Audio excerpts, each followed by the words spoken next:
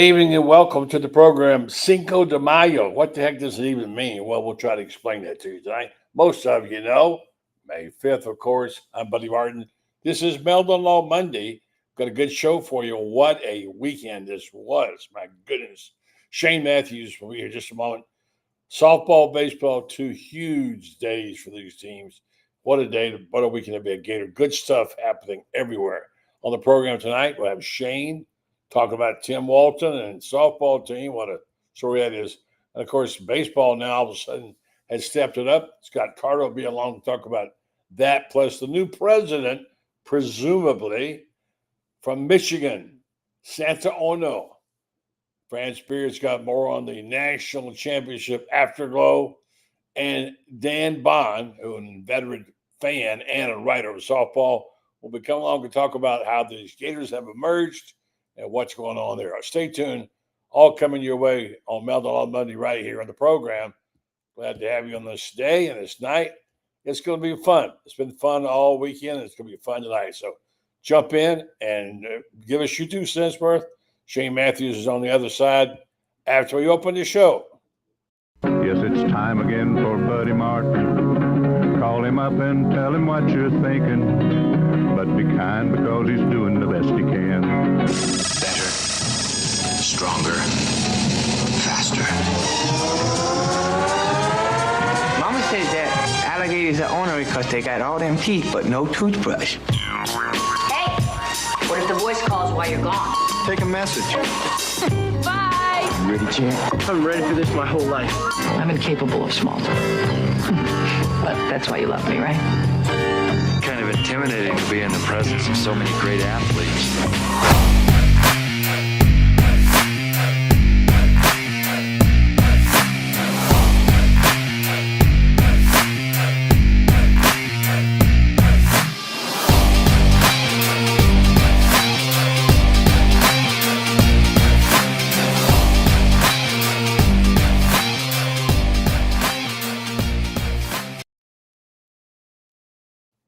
Evening, welcome to the program. I don't know what you did all weekend, but I was chasing baseball broadcasts and softball broadcasts and watching the Derby. It was quite a weekend. I hope you had a good one.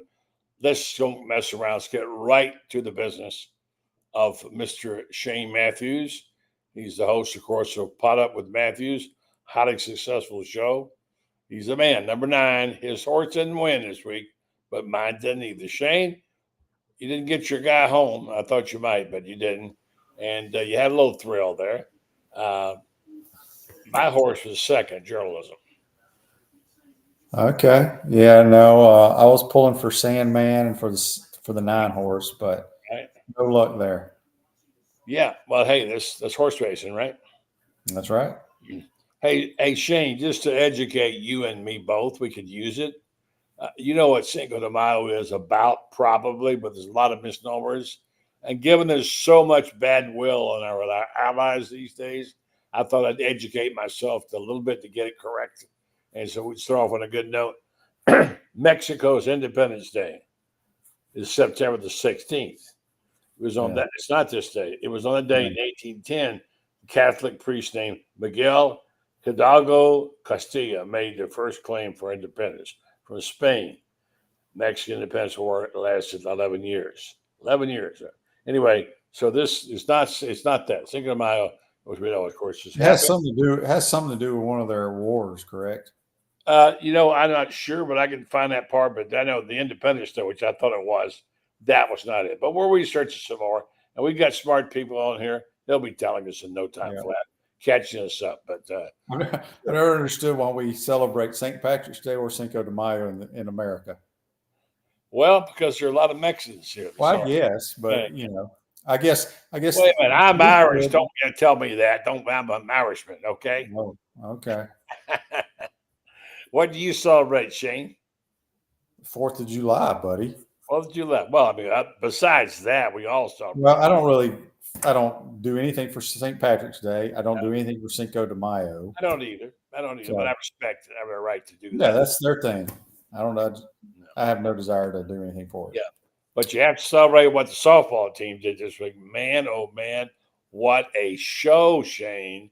Yeah, they should have swept them on it, buddy. I was there Thursday night, and Yeah, that was a close game. That was their we had a heartbreak. lot of opportunities. Some early base running errors by Taylor Shoemaker cost us a couple of runs.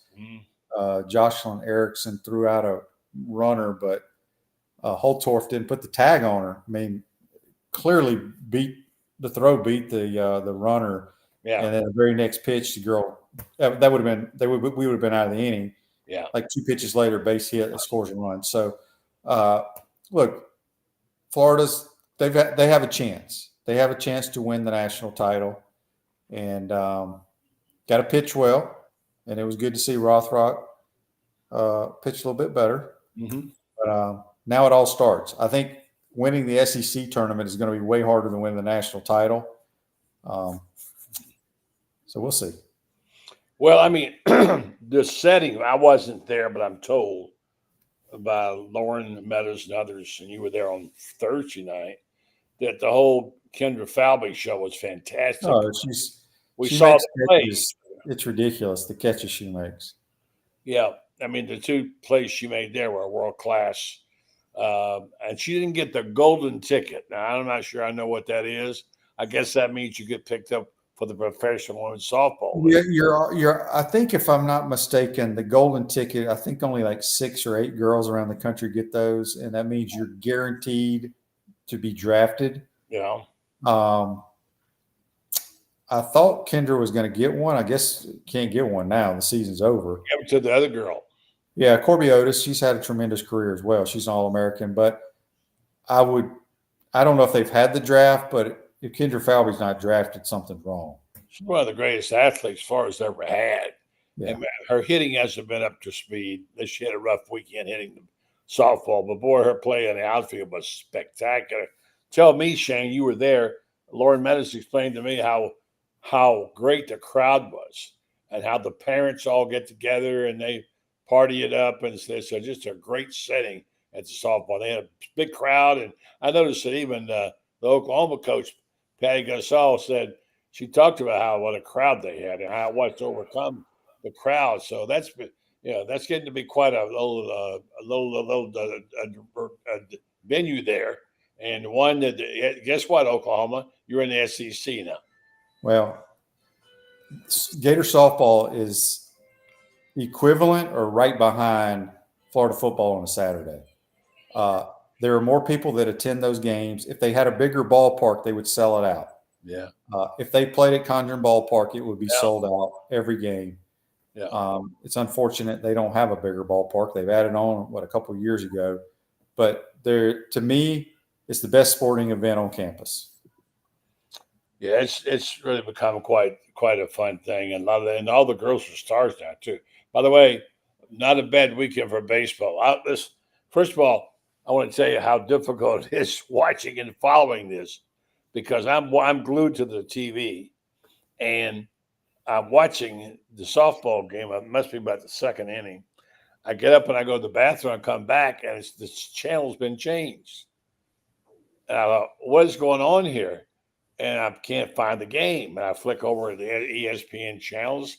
They don't show anything. In the process, they had moved the game to ESPN because so many of the games are being rained out. So they moved the Gator game over. That's fine, except for one thing.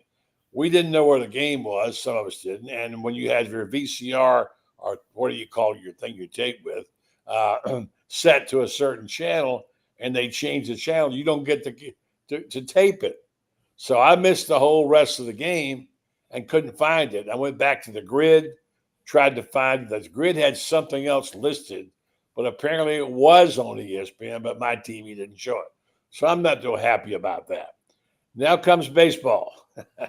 Trying to watch it. Let's do a baseball game. Impossible. You know how delayed they were and whatever, that whole South Carolina. And Friday, the game was still going after midnight. I'm listening on the radio. And by the way, I love Cardoza and Steve, what they did a great job on the play-by-play. I loved it. And I talked about it in a notice now, saying how great it was to hear baseball on the radio done by 2 veteran broadcasters. So Steve and Jeff did a fantastic job. But we know what happened there, right? It didn't get over. And so the games the game's carried on over. It was washed out the next day. They had some gamesmanship involved. And then they decided to postpone until yesterday. And then yesterday we had crazy 22-3 game. And then just beat the bejabbers out of them in both games. And they just punished South Carolina.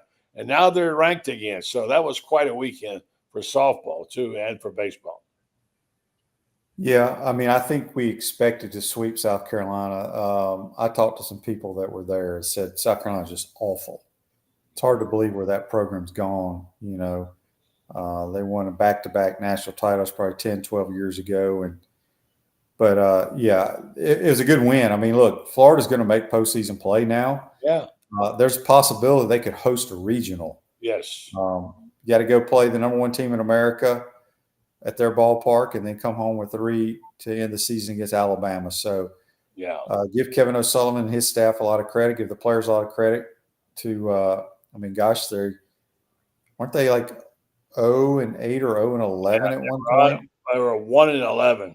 Yeah. Next last in the SEC, needing a miracle, basically. And that's what they got.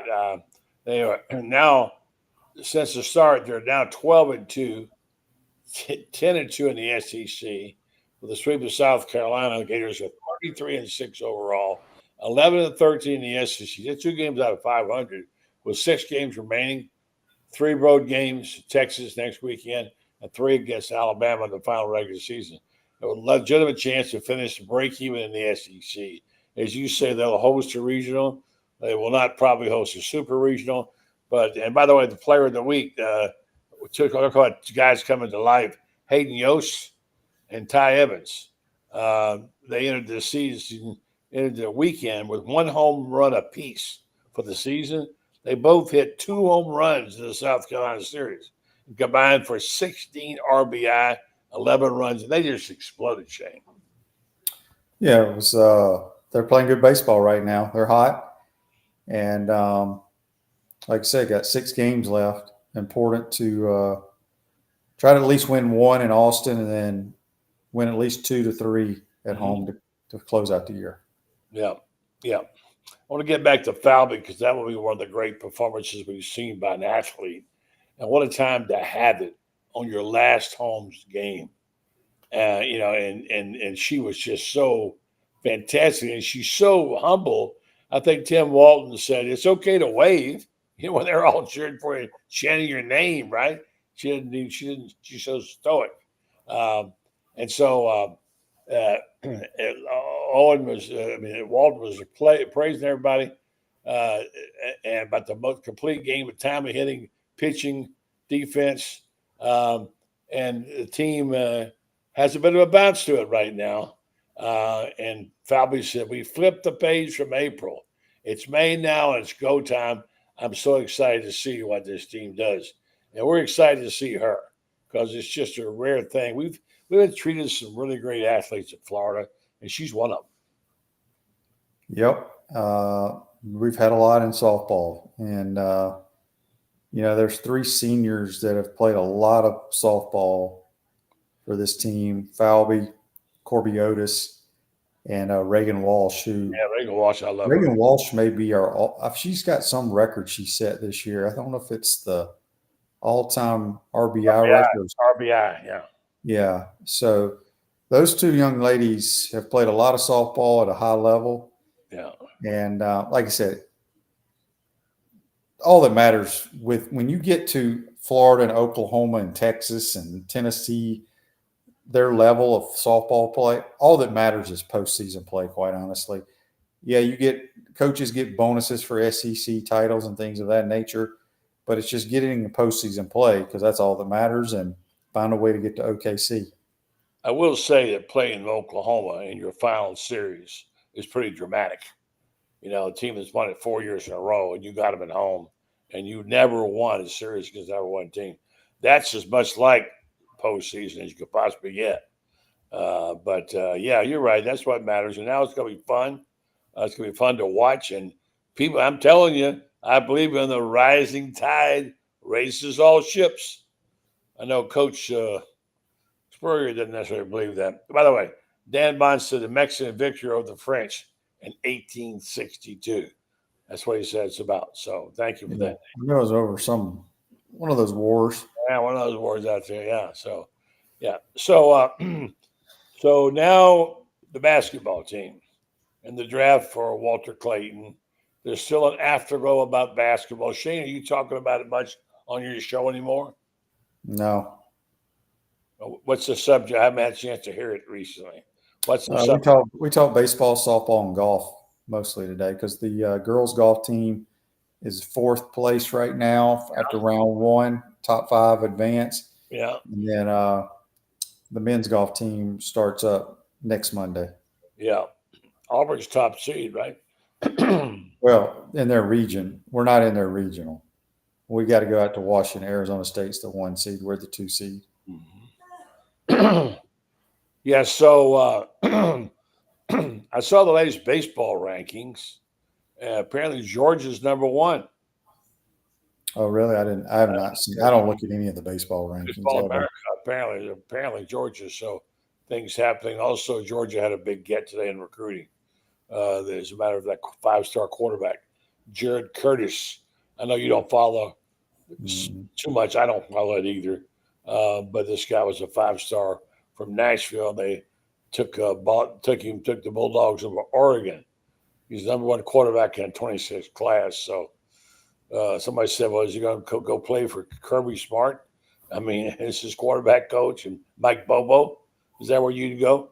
No, you wouldn't. You wouldn't go there. But where would you go, buddy? If I was the number 1 quarterback, I would probably go to Texas. Yeah. More than likely. I think I might look at Florida, maybe.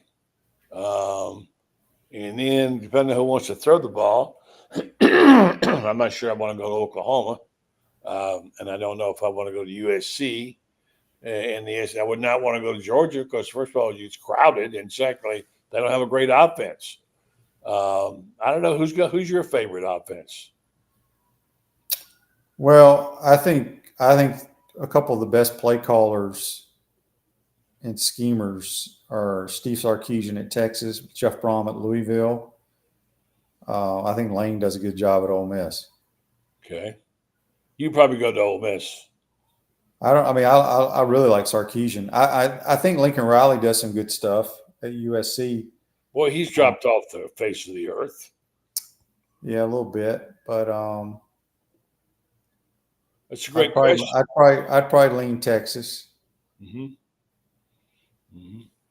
Yeah, this guy didn't get drafted, which is really bizarre. Well, neither did I, so I wouldn't. Well, I'm not going to feel sorry for him. You're a bitter man. Because they can still have a good career. You had a great career. Listen, you still cashing them checks, right? I haven't got any of those checks yet. I need some of those checks. When do they start coming? I'm getting older. They'll start coming here soon. Well, you get some of that money out of your backyard in those tomato cans you got put away. Got to go dig them up. Yeah. Florida's number 15 in the RPI. That's one of the ones in baseball which they like. They played the 5th toughest schedule. They have 2 wins over Florida State and number 7 Arkansas. So those are good numbers that speak well. The brackets are not out.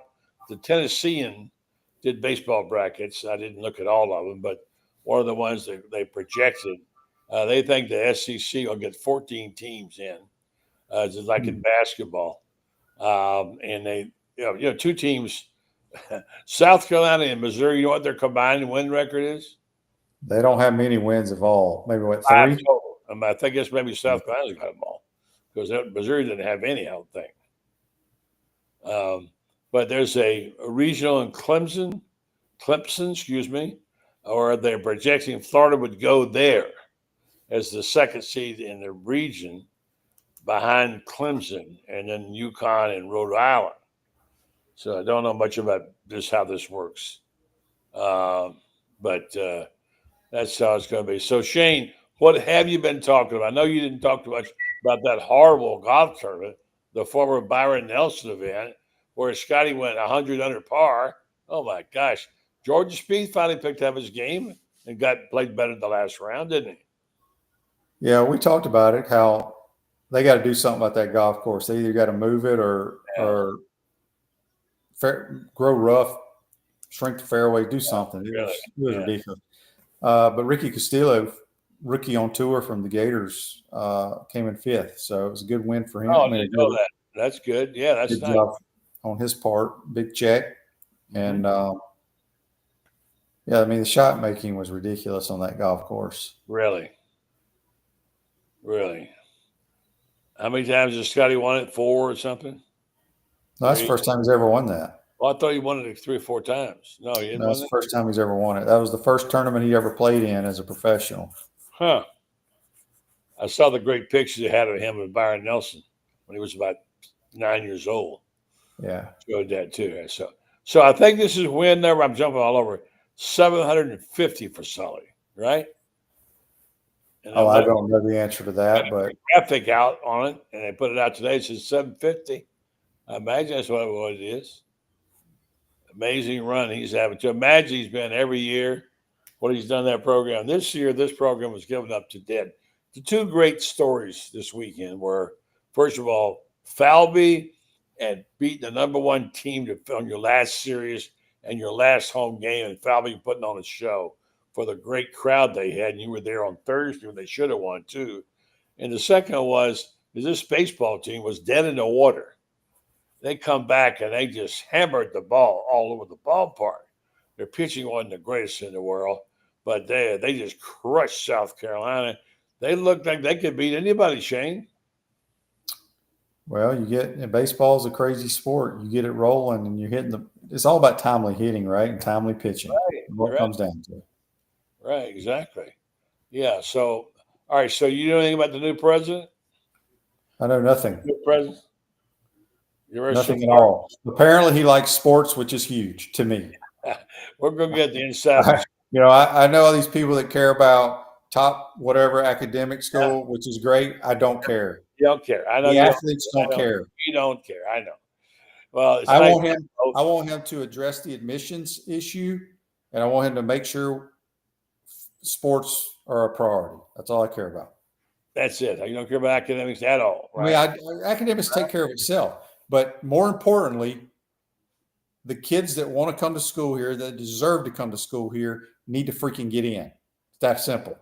Well, Well, we'll see about that. But one of the things he will address, buddy, there are so many smart kids that grew up coming I together. know. I got a lot of my friends. A lot of my friends have kids who are really smart. Yeah, they're at Florida State. They're at UCF or FAU. I feel ridiculous. I know you're right. You're correct. But I'm saying this president, they're paying him $3 million a year for something. Okay, well, maybe he can address those issues because that's a big issue in my opinion. All right, well, let's stand by and get Scott in here. But let me tell you first about Meldon Law. My good buddies, they sponsor Meldon Law Monday. We all know about what great work they do in the community and, of course, on campus. Jeffrey is, of course, a huge Gator fan. He's had the ride of his life with this Gator basketball team.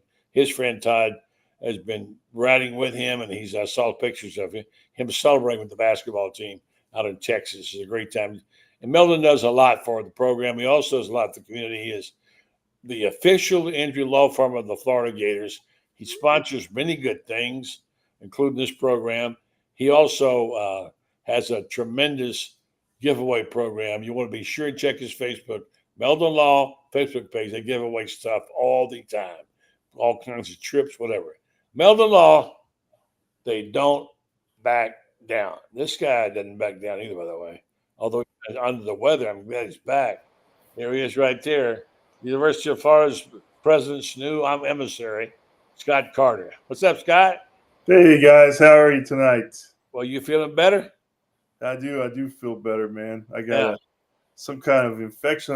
I got caught with my immune system down, man. So, but feel better. Just getting back into the swing of things. Yeah. So there's plenty going on. You guys were talking about a lot of it, obviously. Yeah. Let's talk about, you wrote about the new president, and you're going to correct us on a few things and what you know.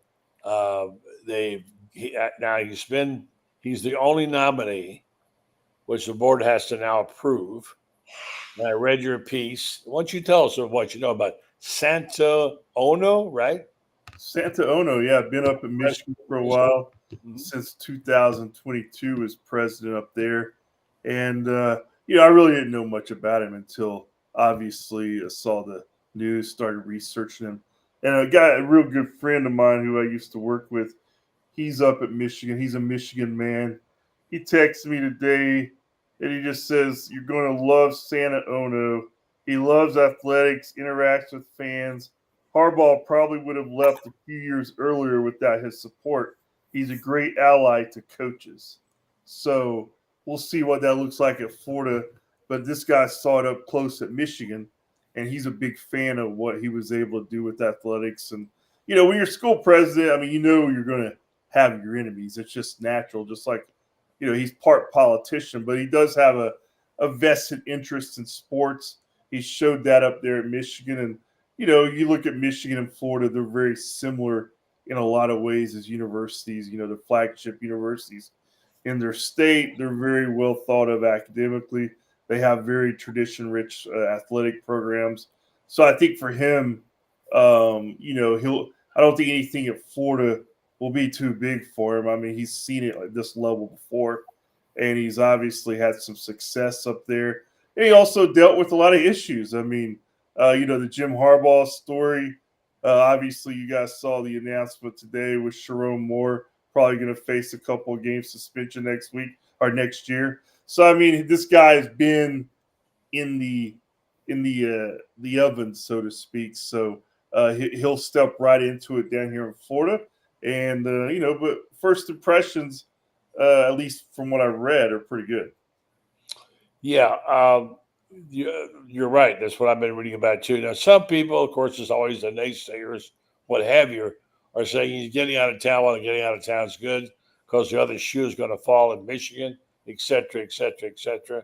I don't know. I don't know what they'll do, but obviously get in trouble. But I don't know why he's coming. But he seems like an awfully good choice. Apparently, he's been unanimously recommended. And then he's the solo finalist. So he's apparently had a contentious track record in Michigan, particularly over the way he handled the Palestinian protests. So there's always after the Hamas attack, etc. There's always going to be some kind of warts on guys. But from what you read and hear, Shane, he's very pro sports. Like Scott said, Harbaugh was only stayed a couple extra years because of him. He sounds like a sports fan and a highly regarded guy, Shane. Yeah, I know nothing about him. As I said, we all want our school to be great academically, but we do a sports podcast, buddy. You do one too, and we follow sports. I want us to be a lead in sports. I want a president that cares about sports. And then the only other thing I want him to care about is the admissions issue. Other than that, what do you think that should be, Shane?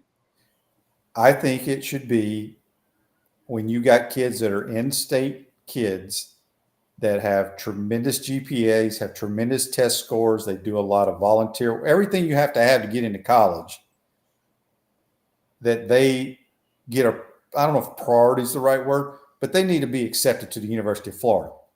When they've grown up Gators, I just think that's important. They don't need to be at UCF, FAU, and all those schools. Like I tell this story all the time. Before I started doing the color analyst, I still used to do a pregame show with Steve Russell in the student union. And I like to watch the game. So when you're in the stadium, when I sit in my seats, there's just too much going on. You really can't watch the game. I like to go home by myself and watch it. So I would go tailgate. And then about 15 minutes for the game, I would jog back through the student union to where I was parked in the garage, and I would be home before kickoff. But as I'm going through the student union, you have people in there studying, okay, on a Saturday. And we're getting ready to kick off against whoever. That should not happen at the University of Florida or any SEC school. Now, all these academic folks probably think I'm a moron, but none of those people were from the state of Florida. They were all foreign students, which is fine, but that's my tangent. And I think I have so many friends of mine, buddy, that are legacy kids that were my age that their kids did not get in. My daughter was not accepted here. My son got in because of football, but I think they need to look at it.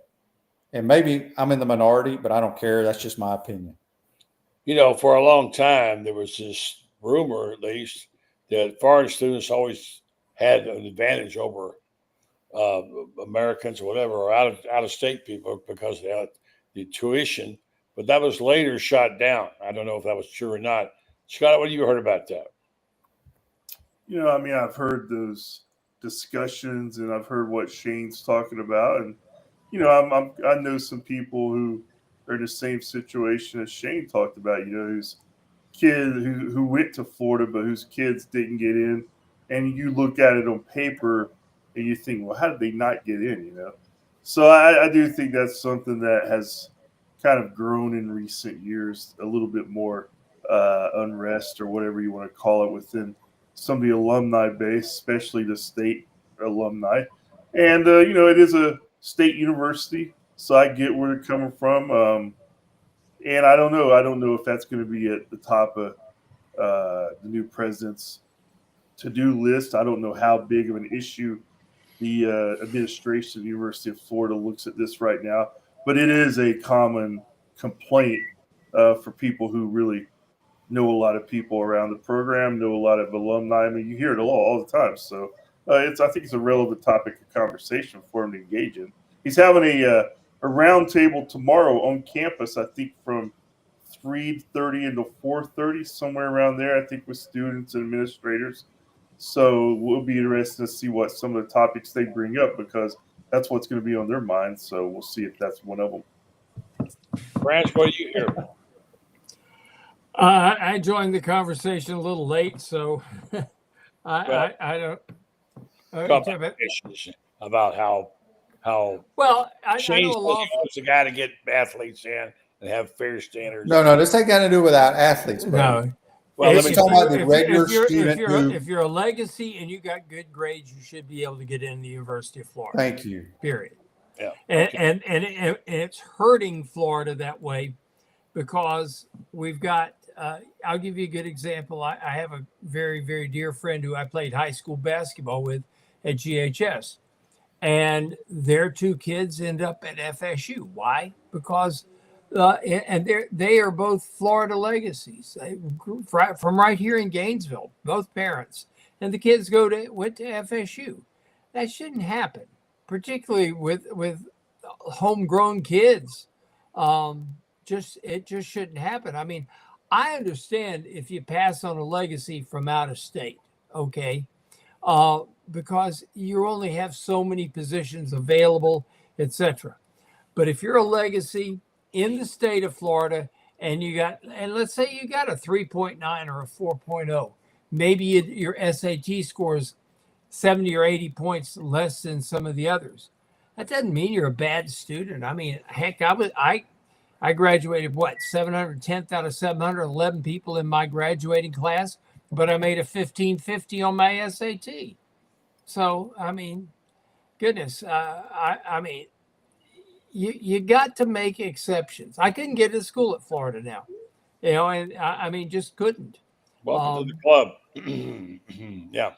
On another note, speaking of that, I know Shane's going to have to go here in a minute, but Florida, apparently, I say apparently, and I promised myself I'm not going to start chasing after stories about who's in the portal, who's not coming, who's not coming.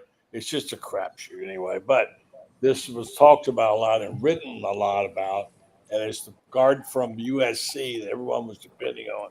Apparently, he's not coming now. Yeah. He came here. They offered him, and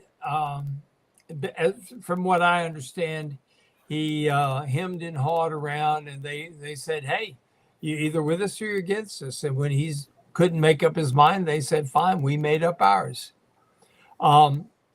Florida's in a unique position. There are still a lot of very good ball players out there. Boogie Fland is now very definitely on Florida's radar, and I think that's a really good possibility. You're talking about that'll give it. Florida will have a five-star guy if they get Boogie Fland. How about that?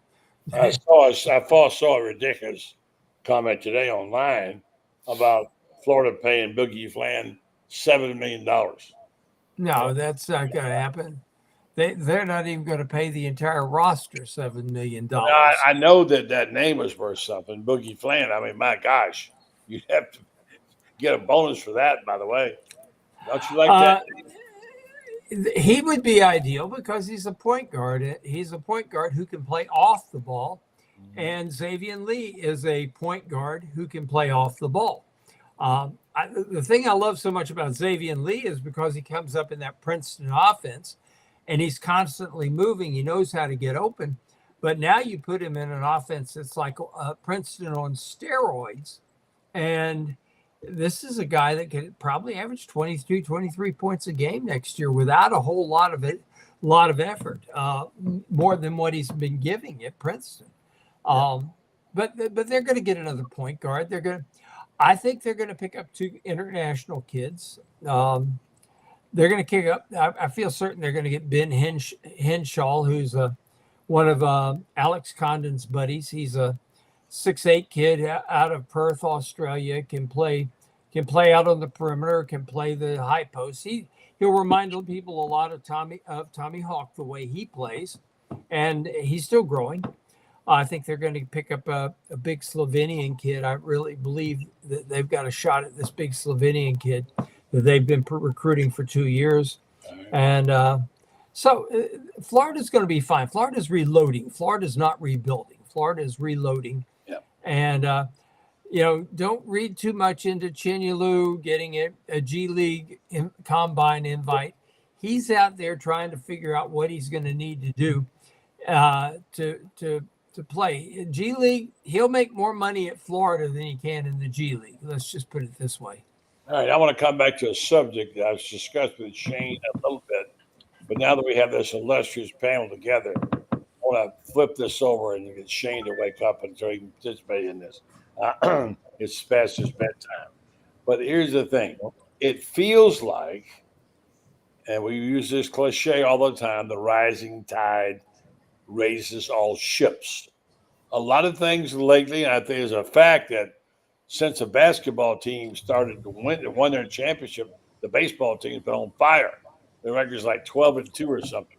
So when you get down to that point about stay hot Gator boys and then passing the torch, when you look at what's happened this weekend in softball and baseball, what's happening to the football situation, it looks like it's on the upbeat. Is there something going on, Shane, or not, with the Gator program? Well, softball was ranked like top 3 in America at the beginning of the season. They've been in the top 5 all year long. Maybe They 6. did it. They've done it. They've done it. RPI number 2. And baseball was, preseason top 10, I think. I mean, obviously the way the season started was terrible, and they've turned it around just like they did last year. I'm not one of these that thinks just because the basketball team won a national title that the other team said, well, I think we'll start winning some games now. I think our spring sports are damn dominant year in and year out, and it's getting crunch time during postseason, and they're finding ways to win games now. All right. Scott, what do you feel? Well, I think there's maybe more energy around, when a team wins a title.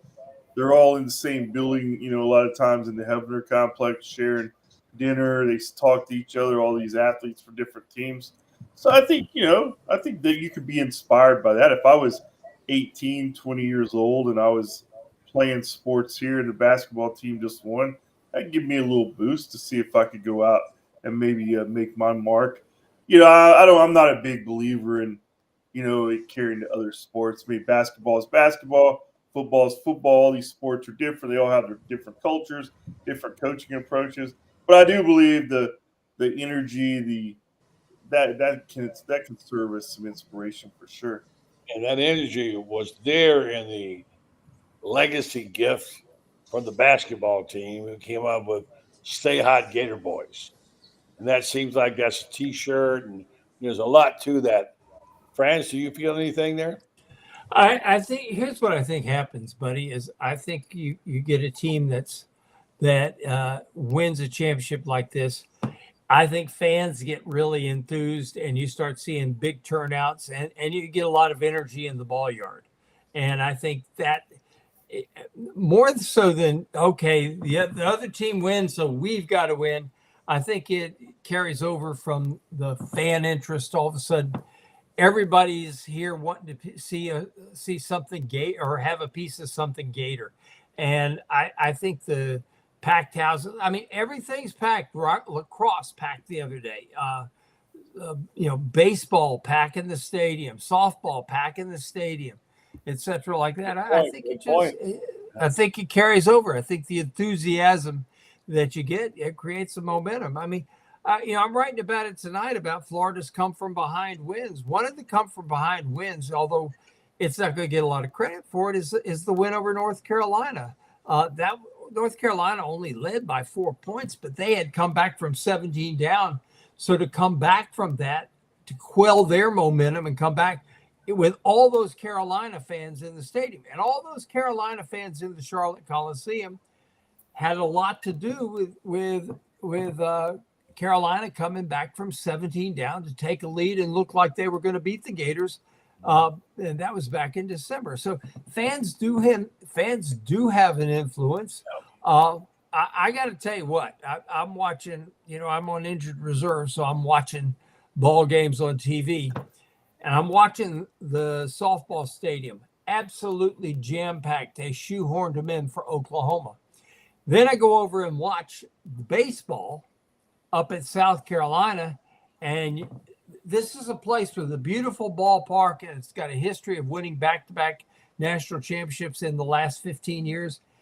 And you could have taken a shotgun in parts of that ballpark and unloaded it without hitting anybody. Yeah. Well, you make a good point. I'm going to let Shane get out of here and get ready for his show tomorrow. And Scott's been sick, so I'm not going to keep him much longer. I do want to say you made a great point. It's the comeback feeling. In a way, because of the way Sully's done this, it endears themselves to the fans and the Gators more to be a team that looked like they were going south, and to suddenly find an arm and suddenly start hitting the ball, and the feeling of a team rejuvenating and playing better, I think it makes it more attractive, Shane, to the fan.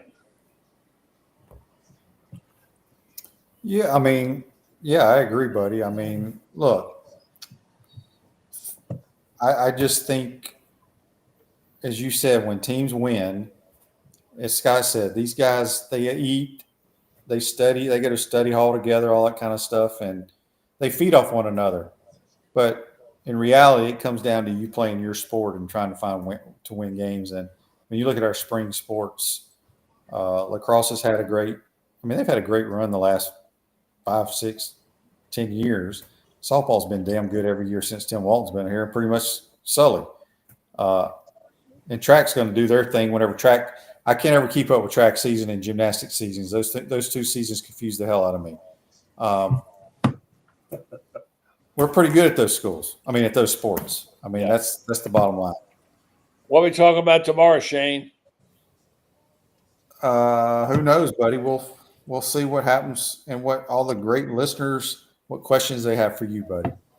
I'll be ready. I have my A game going. I'll see you in the morning, Shane. Thank you, buddy. All right, gentlemen. Y'all have a good night. Check us out. Pot up at the bathroom tomorrow morning, regular time. And Scott, before you go, and I'm glad you are feeling better, I wanted to ask you.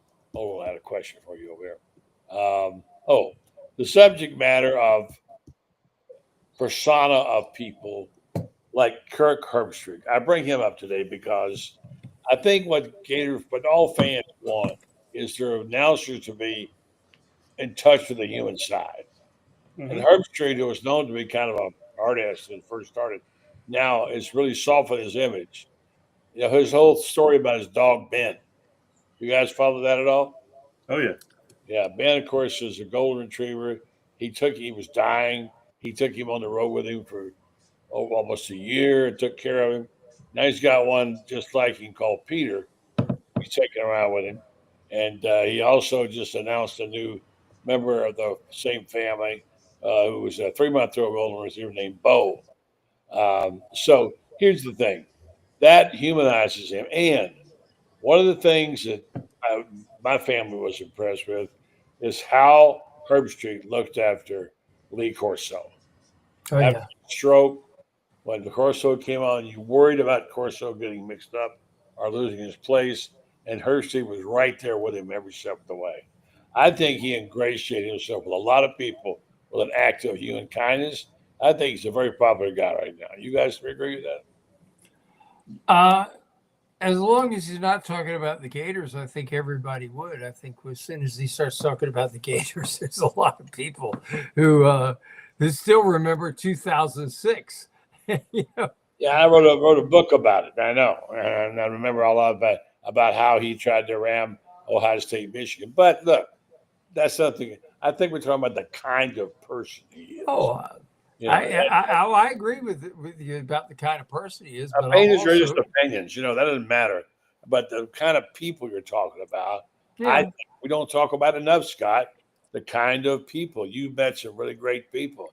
By the way, we had a bunch of friends of ours retire in recent days. You know, Gene Fournette was one of them just recently, Florida Times Union, and now Tony Barnhart said this is his last season.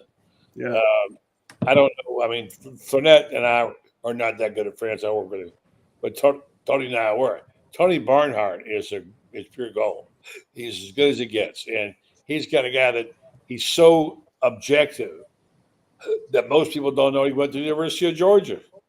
Yeah, and he's very much a gentleman, Scott, isn't he? Oh, he definitely. I've always liked Tony.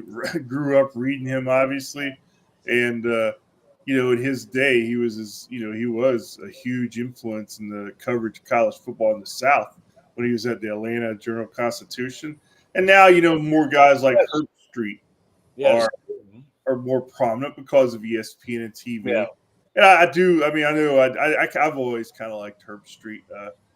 I know he's had some moments here and there, but I think for the most part, he does a good job. And I really do think that what really connected me more than anything to him was what you were just talking about, his relationship with Lee Corso. Because I mean, Lee Corso, you know, he's a guy who's a former coach. I remember my first ever USFL game. He was the coach of the Orlando Renegades. Yeah. I went to see them play New Jersey, which was owned by Donald Trump. Yep. The quarterback was Doug Flutie. The running back was Herschel Walker. And I went to the Citrus Bowl, and Lee Corso was the coach, and I actually got an autograph of his somewhere. So I've known about him for a long time. Yeah. And Wow. A couple of times, and obviously he's reached heights now that he probably never imagined when he coached as far as national popularity. But yeah, him and Herbstreit have a special relationship, and it'll be interesting to see what they do the last year together. I'm sure. Yeah, they're going to milk it for everything it's worth. ESPN, a lot of it's genuine. Sure, that's okay. The headgear thing is a big stick, great stick for him. Yeah. All right, I'm going to wrap it up here with Franz. I want to reiterate, Franz has got a book coming out. As I bring Dan Bond in to talk softball, Franz's book is just yet untitled. He's working on it now. It's going to be terrific. We got another editor working on it, and you'll be hearing about it more and more. Franz, I think that would be a great name for it. Yet untitled. Untitled, yeah, that's right. Yeah, it's going to be coming out soon, and it's going to be great. I've read some of the editors' work on it. He's excited about it, so we'll watch that information. We'll have it here for you. And so I'll say good night to Scott. Scott, be well, my friend. Nice to see you up and about. All right. See you guys. See you, Dan. The great Scott Carter. All right. Here's a guy who is happy. He's a happy dude. He is one. I can feel his love coming through the screen. Covering those Gators, the softball. How y'all doing? Good. Dan, how you doing? Good. Good job. Thanks for having me. I'm sorry? Thanks for having me. Being I appreciate it. This guy lives and dies at Franz right here. Oh, I agree. And he's got to be particularly happy because by taking those two games from Oklahoma, it guarantees Florida will be a top 8 seed, which means host a regional, and win that, you're hosting a super. And boy, it's very, very rare that a top 8 seed loses its regional. And there's just some real advantages there. So, what a great weekend, though. Good job by Dan covering it for us. Yeah, can you imagine? Yeah, it was really fun to watch. I mean, definitely postseason vibes. I mean, Lauren Meadows really hit the nail on the head with his article in Gator Bait about the camaraderie and the togetherness that everyone has in that sport. I think that's what really drew me to it when I first went in 2008 to the World Series, and it was just a different vibe, where the fans really come together and enjoy the game. And I got hooked ever since. And I mean, this weekend had that World Series vibe for sure. I mean, everybody knows Oklahoma, 6 out of 8 national champions, 4 in a row. Again, y'all talked about the draft and that Landry, she was the first overall pick in that draft.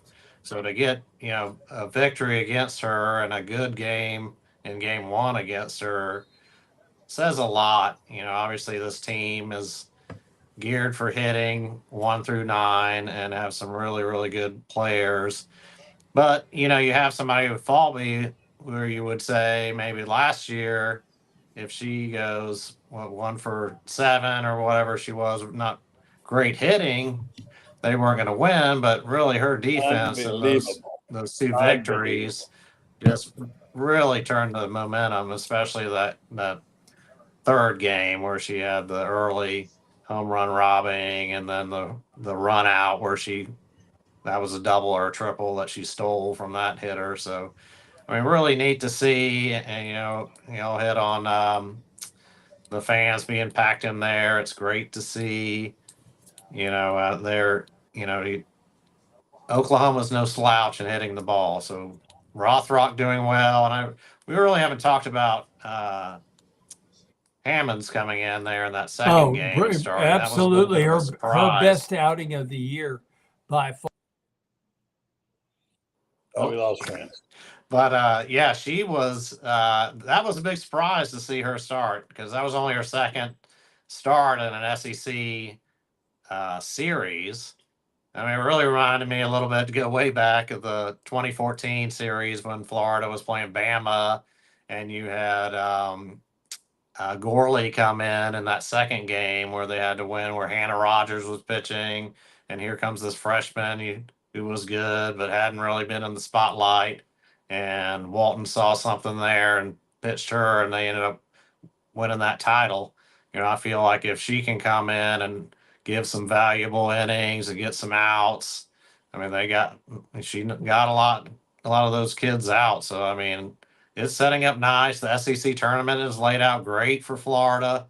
They're in the bottom half of the bracket.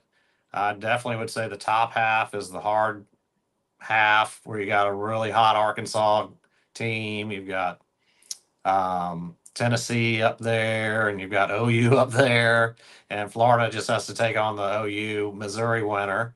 So that's feeling good that they're going to advance to Thursday, play Texas, and then they more than likely would play A&M in the semifinals. So they could make a deep run. I mean, they're defending champions of the tournament. So I mean, anything's possible. Just keep on winning like the basketball team did.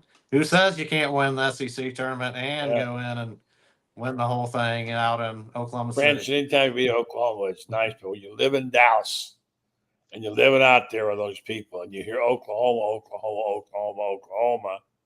Texas, to have your team come through and take a series. First time I've ever taken a series from a number 1 team and play like they played. I mean, Dan Bond, you got to be floating on there, buddy. Yeah, I mean, y'all were talking about the basketball team momentum carrying over, and against France hit it on the head there with definitely the fans are really into it and really are feeling that, that love and energy from the basketball team. And out here, I get people all the time just coming up because, I'm always wearing some Gator gear, and they're coming up to me about basketball all the time. And now I'm hearing from people about the Oklahoma, because there's a ton of those fans. They travel well too.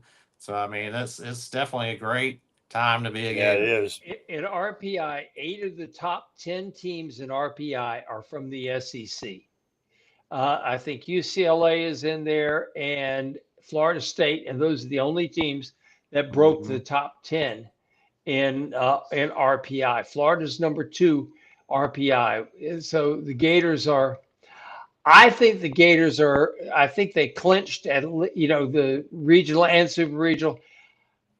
I wouldn't be surprised to see them like 4th or 5th overall seed nationally. I think, given their pitching problems they've had this year, I think that would be quite an accomplishment. Yeah, definitely. If they win it all, they could move up to 2. I would say. I don't think they'd be 1, but they'd be 2. I'd say. I think there could. I think Oklahoma or Texas will be the number 1 seed. I think that's almost, you can almost write that in stone, cut that into stone, because I think that's going to happen. And let's face it, they've been outstanding all year long. Florida, to be where the Gators are, with the injury to Rothrock, the uncertainty with the pitching staff, I think, and you've got a new third baseman, a new shortstop, you got a freshman right fielder. Florida's done extraordinarily well. This has been one of Tim's better coaching jobs, to get these guys together. And of course, Falby gap to gap. There has never been a center fielder I've seen in college. The closest thing I've seen to a center fielder that good is Michelle Moultrie. I texted Steve Russell and said, could she play for the Gators in baseball? Kendra Falvey. I mean, what an amazing player. I just want to go back to just the moment that we witnessed. And Franz, you've been around a long time. We've seen a lot of great moments. We've seen things, a lot of great championship moments, etc. But to me, just watching what I saw this past weekend, especially with softball, the way she played, was one of the great performances by any athlete I've ever seen in Florida. Oh, there's no doubt about it. Kendra's all over the Florida record book. And I remember when they signed her, how many people just pounded me with, she'll never play. All she is just a weak little old slapper. And they did not, nobody was prepared for how fast she is. And she's got tremendous speed, and she's got great base running instincts. I don't think Tim ever has to tell her stop or go or whatever. She just instinctively knows what to do. And you don't see her get thrown out at third or at home on a play. She's an amazing player. But it was senior weekend, and so sad time to be thinking that she's going to be gone next year. Corby Otis is going to be gone next year. Well, what a way to go out! My goodness gracious! Yeah, I mean, you've got Falby, who's been there the whole time, so there's definitely a better connection, I think, with her, and to see her go is sad. You had Skylar Wallace last year, who was one of the best ever to do it, but obviously she started at Bama, where you got Falby, who's been there the whole 4 years. I think that hits a little harder to home for the Gator fans. As far You're right about Lawrence Peace. He really wrote a good piece about the social connection to parents with the softball team. What it's like, because he goes and sits in the stands, as you know, and he talks to all these people. This is really a good feel-good story. It was exasperating trying to find it on TV, but because it kept bouncing around and baseball. But what a great weekend! I said, International Diamond Center is not my sponsor; it's Shane's. I said this could be 2 International Diamond Center GMs for what we saw with the baseball team pulling off a sweep. I don't care how weak South Carolina was. That was a rain-delayed, aggravating, game to play, and you could have easily lost your composure after carried over 3 games, played a doubleheader. They kept it together. It was a really nice win to get that series and get back in contention. And now the softball finish was marvelous. It was a great weekend to be a Gator. You're right.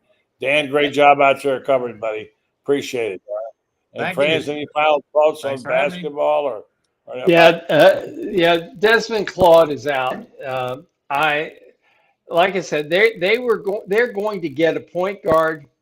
They're going to get a big guy, and they're going to get another player I think is like a hybrid, Ben Henshaw, who I believe who is a lot like Tommy Hawk. Yeah, he's a guy that can play on the wing, can play the high post. You can post him down low. He's just a really, really good ball player. But we're reloading. We're not rebuilding this year. All right, look out for Franz Beard's book on basketball. It's something Gator Boys hot. We don't know what. Whatever the Yet title. untitled. Yet Franz. untitled. Yeah, yet untitled. Hey, Yes. Franz. Yeah. Is it true where they're talking about Oliver was offered millions to go to, was it Tennessee? Have you heard that? No, I haven't. And then he said no. But- Yeah, that's probably Well, just- I can tell you this: Georgia offered DJ Lagway $4 million. That's fact.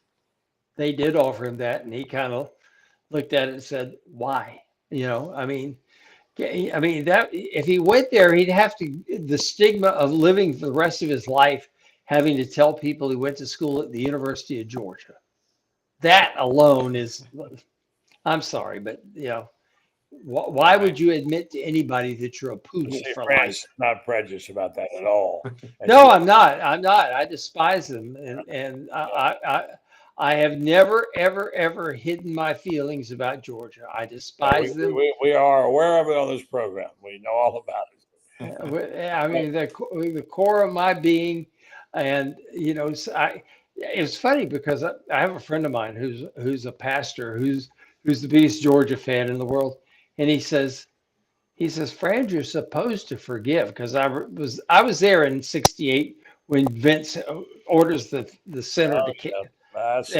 And he said, Franz, you're supposed to forgive. And I said, forgiving is fine. Forgetting, no. There doesn't say anywhere in the Bible does it say you got to forget. It says got to forgive. Okay, I can do that. I'm gonna leave you with a shocking statement. You ready? You never thought you'd hear me say this, right?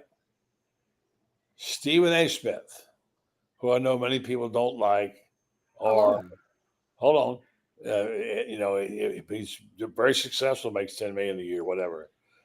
He was approached by certain people. Donald Trump, for one, endorsed him, and he was on CNN yesterday morning, and the political show, Jake Tapper, and I thought, well, I'm just going to swing over there and see what he's talking about. Now, number one, I don't do politics on this show either way. Number two, I'm not a huge fan of Stephen A., but I admire what he's done for himself as a former sports writer in Philadelphia, who made really good. He's done an amazing job, and now he's one of the richest people in television. And I thought, let's just see what this guy got to say. When I got done, I was really impressed. Yeah, oh yeah. And what he said was, he thinks that almost anybody is more qualified than him. Very humble. And he said he had let me finish the thought. He said he had no intention of running. And he said he did leave the door open because he said I'm politically, I'm a centrist. I believe in some things financially conservative, and the other social side, I'm a little more liberal. And he said, I said I had no interest in doing this or talking about it. He said, my pastor in Brooklyn said to me, Stephen A., you got to keep the door open. God may have another plan for you. He said, yeah, I guess, okay, so I get that. So he said, so I'll keep it open, but I have no real interest in being running for president, and almost everybody's more qualified. I came away impressed, guys. I love Stephen A. And I like guys that aren't afraid to express their opinion. I may not like their opinion, but don't sit on the fence. I mean, tell me what you think. and tell me what you really feel. That's, it's kind of like me, how I sit on the fence about Georgia. Yeah, right. You'll never know how I really feel. I've heard, I've heard Stephen A. on a few shows that aren't on ESPN, and he definitely is a different person. I would say different character when he's on those shows, and is impressive. By the way, I can tell you one of the reasons why he wouldn't why he wouldn't want to be president. What a pay cut he'd have to take. I mean, the president only makes $400,000. He's making $10 million a year with a 10-year contract. Why do they all become rich? Yeah. Anyway, all right. Before we get to politics too far, thank you guys. Great job, Dan, Franz. Glad you're doing well. Keep that book rolling. We'll talk to you guys later in the week. Let's see what happens midweek. Coming up here, Dan. We'll talk to you later. All right. Read your stuff. Yep, got softball starting All this right. week. All right, Franz. Thank you, buddy. All Good right. night, guys. All right, Franz Beard and Dan Bond from out in Dallas. Just enough time for me to tell you about my friends at Titan MRI Imaging and the product they put out there. And Joe Colorio, he was at the Derby. I haven't talked to Joe yet. I can't wait. I saw that picture of him actually on board of the horse that he was connected to, and we'll talk about that later on. But right now, we'll talk about Titan MRI and imaging. It was acquired Highfield MRI. Joe Colorio started Highfield in 1997. Now he's back. Titan MRI and Imaging now has 3 locations to serve you: 2 in Gainesville with Park Avenue location, and now at the Millennium Center, and 1 in Lake City, serving all of Columbia County and Valdosta, Georgia. Titan MRI and Imaging offers the same great customer service if they accept insurance, or you can go through their convenient self-pay options.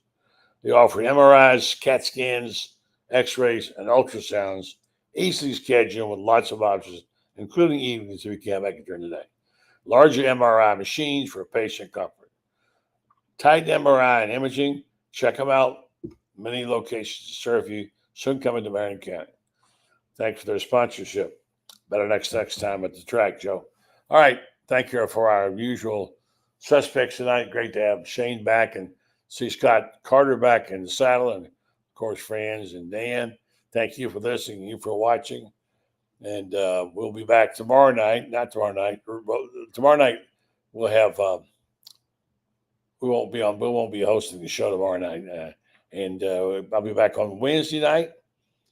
And we got some great guests lined up for you. You won't want to miss some of the guests we got as we round up our music and say good night to you. And don't forget to listen to SEC Sidelines tomorrow with Brendan and the gang and Rob Brown. So stay tuned for many more good shows on this network. Thank you. Good night.